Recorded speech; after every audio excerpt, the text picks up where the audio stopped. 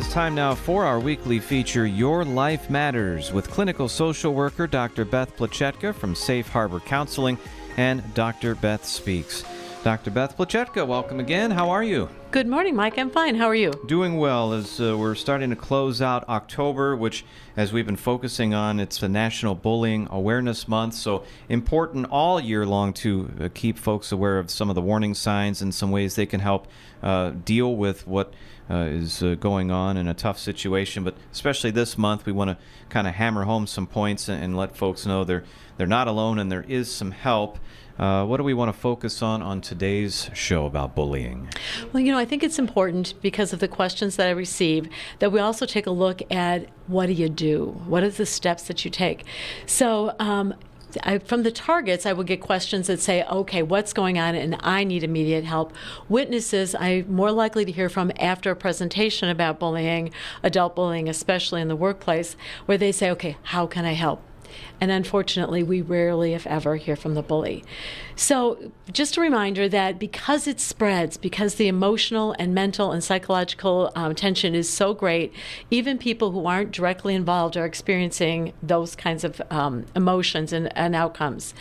Bullying behaviors happen over a long time. They're unjust, they're glaring, they're accusatory, there's innuendos about reputation, and it's the kind of thing that you can't escape. So you know that you're in one of these kinds of situations when you keep saying, what is going on and why are things happening to me? And nothing you do seems to make a difference. Yeah. So there are some things you can do.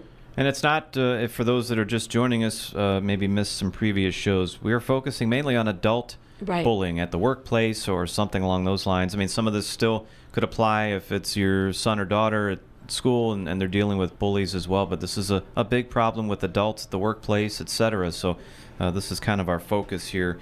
If you're dealing with some of this, hopefully you can get some help from these programs.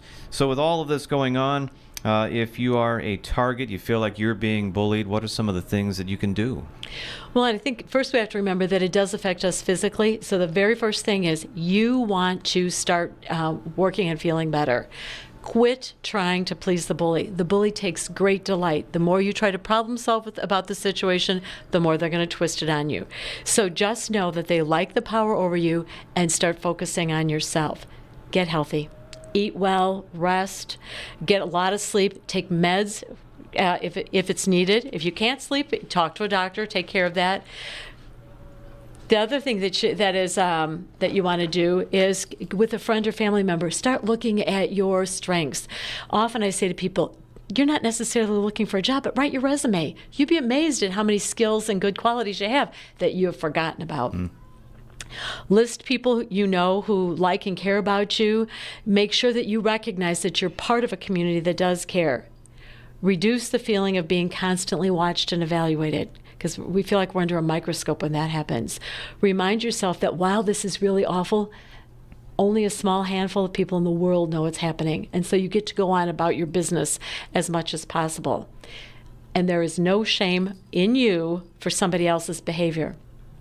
Finally, get as far away from the bully as you can. You're not going to change them.